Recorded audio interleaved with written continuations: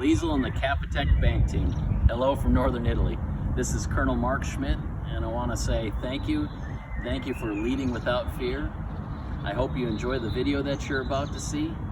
As we continue to walk through life, find that the most precious thing that we have and the opportunity we have is to serve and work with others. Thank you.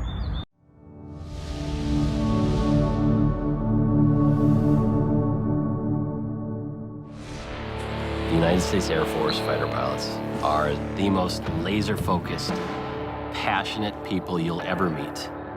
If your reaction time is off by less than half a second, it is a life or death situation.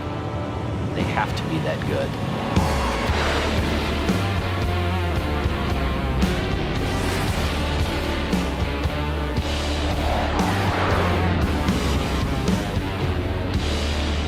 My job is to teach Air Force pilots the art and science of being a fighter pilot. When I got into the Air Force, the goal was I'm gonna be the best fighter pilot on the planet. And then I started looking to people that I worked with. They're really good at flying the jet and instructing, but some of them are in a very broken state. When somebody develops you in the military, they focus on the career progression. And that didn't allow for growth in other areas and the overall growth of a human being. We see it time and time again in our community.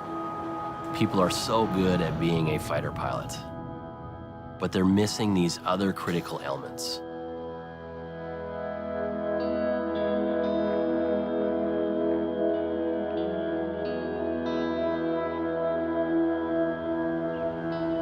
I was jazzed when I got this assignment. I thought this would be an opportunity to change. We could do things better. Our most precious commodity is not this jet. It is that wingman, and it's you the instructor pilot, and it's your family. And if we don't take care of that wingman, that instructor pilot, and if we don't develop them, then we failed. So we went right after the flight commanders. And we said, we are gonna make you a better fighter pilot, a better instructor, a better husband, a better father. I'm gonna make you a better leader. That is what we're gonna do over the next 2 years in the 435th.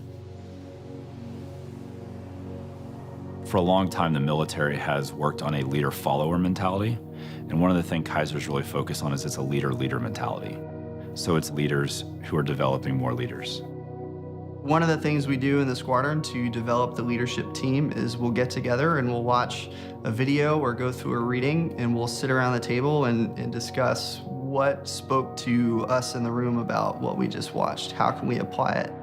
We're constantly looking for opportunities to meet with people from within the Air Force, out of the Air Force, academia, and we'll, as much as possible, try to get in a room with them in a small group situation and pick their brains.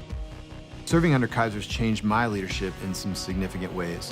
One of those ways is the idea that if where the squadron's at right now is not where it could be, you need to cast that vision and show people where we can be, then you also need to provide them with a way to get there. And then the second one would be taking care of people. He comes in front of the whole class, and the first thing he tells them is, I'm proud of you, I care about you, I trust you, and I love you. He takes each individual person and the areas that that person needs to grow, and then very intentionally, he focuses on those areas. He sent me a text message one night. He told me I should go to marital counseling with my wife.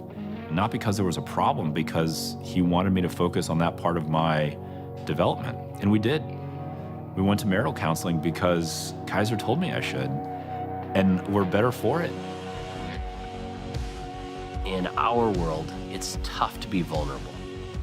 It is tough to open up and say, I need to get better, and I am not as good in this area as I should be. And the only way we could get our fighter pilots to open up and get better is we had to first show that we were vulnerable, and we needed to expose where we needed to get better. As much as all this sounds great, it doesn't amount to a hill of beans unless you're accomplishing your mission.